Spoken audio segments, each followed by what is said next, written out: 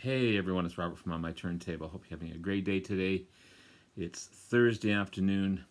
Back at you again with another VCLT review. A couple of albums from an amazing VCLT provider of many. We're talking about Aaron Mutha Alamare, probably the most giving person in the vinyl community. He's just remarkable, just a great guy. Love to meet him one day. And he's got a unique collection, an amazing collection, and so giving. He gave me an amazing amount of albums, and he also packaged it in for Glenn Kellaway from the Basement. Gave him an amazing amount of albums. I've seen him give so many people in the vinyl community albums. Amazing stuff. Mo-fi sleeves, mint stuff. It's just remarkable. It's worth reviewing these and showing them again. There's been quite a few contests and talk about VCLT lately, and that's been cool. And I thought I'd review and do a review on, look back and do a review on the stuff that I've received. I think it's worth that. Still want to do my Albums to Discover series through Discog Shuffle. I'm not going to stop doing that because I'm having a blast with that. This is just a side project that I decided to do. And show a couple albums at a time. Some may be different genres than the other. Maybe two opposites attract type of thing. But some great VCLT from amazing people. And if you don't know Aaron Mutha Alamare's channel, definitely go to him, subscribe, like, leave great comments. And also we're joined today by Miss Mimi. I'm not going to touch her because she'll usually run away, but she's kind of camera shy like her daddy. Not. So yeah, I'm going to show you a couple of albums that Aaron sent to me not too long ago. I guess end of summer type of thing. And these are not in the same genre, kind of two opposite ends of the spectrum, but two great albums just the same. So we're going to talk about The Power Station, 33 1/3, and Richie Blackmore's Rainbow. Again, if you just see these, both of these are mint.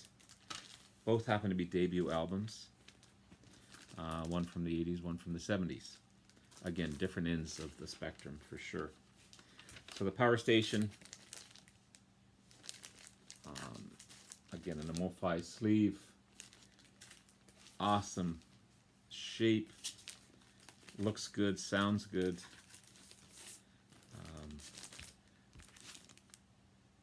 There's the lads there. The great late Robert Palmer. You've got John Taylor and Andy Taylor, brothers from Duran Duran. Tony Thompson, the Chic drummer, or I think it's Chic or Chic drummer. Very pronounced drumming album as well.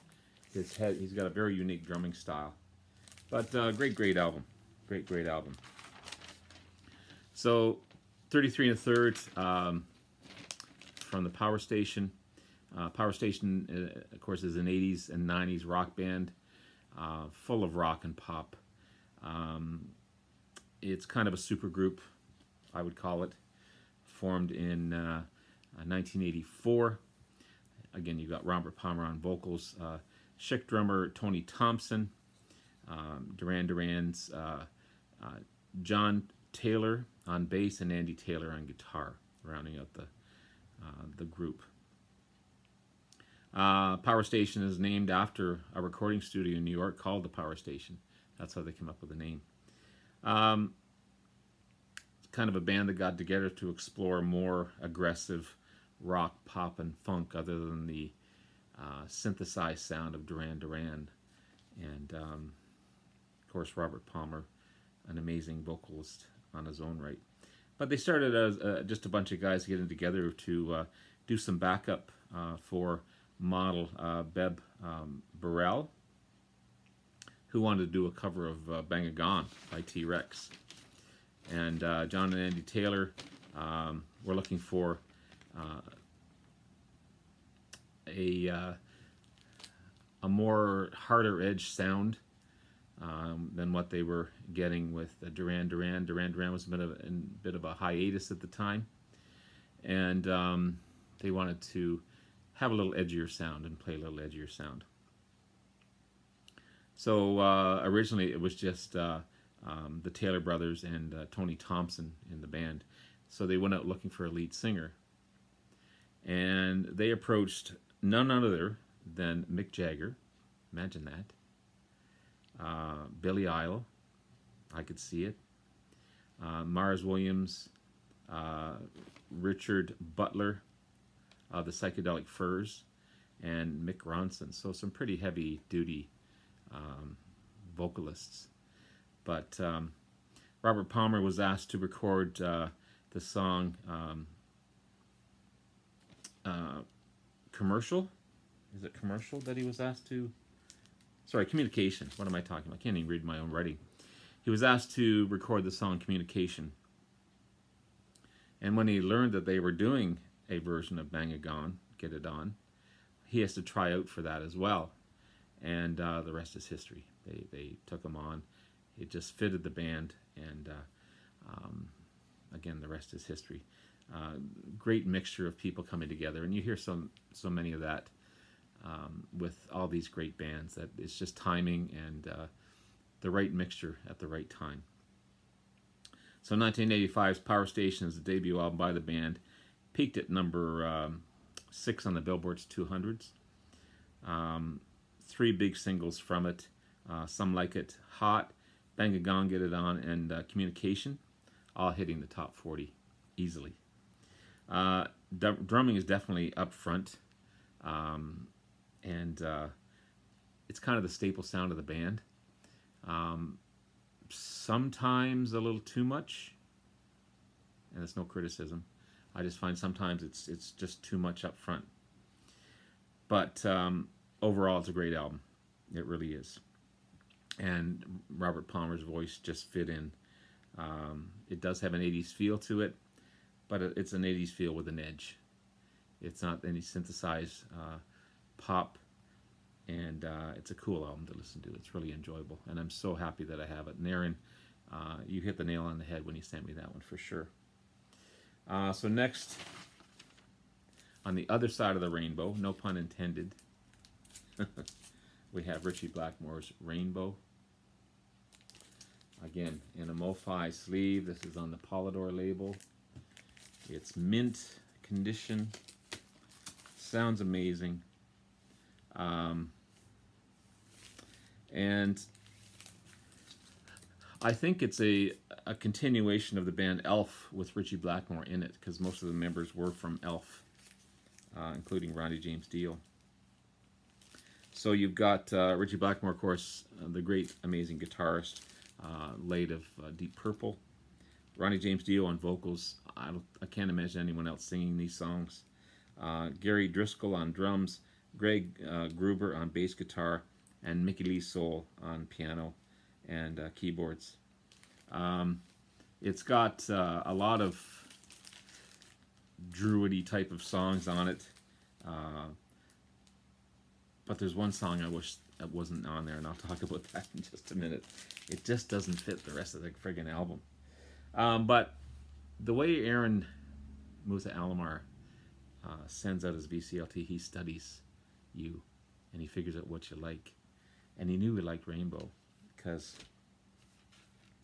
I have in my collection already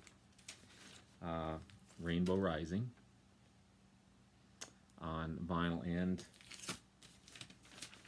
CD, which is their second album. Amazing, amazing album.